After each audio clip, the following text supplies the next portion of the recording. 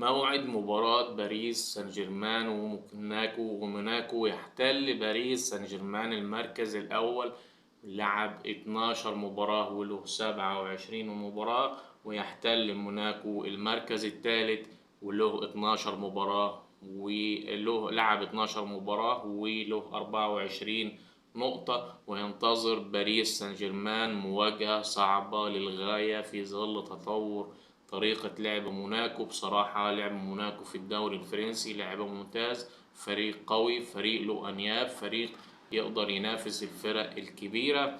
ولعب في آخر 5 مباراة في فوز باريس سان جيرمان مباراتين، وفوز موناكو مباراتين، وتعادل مباراة واحدة.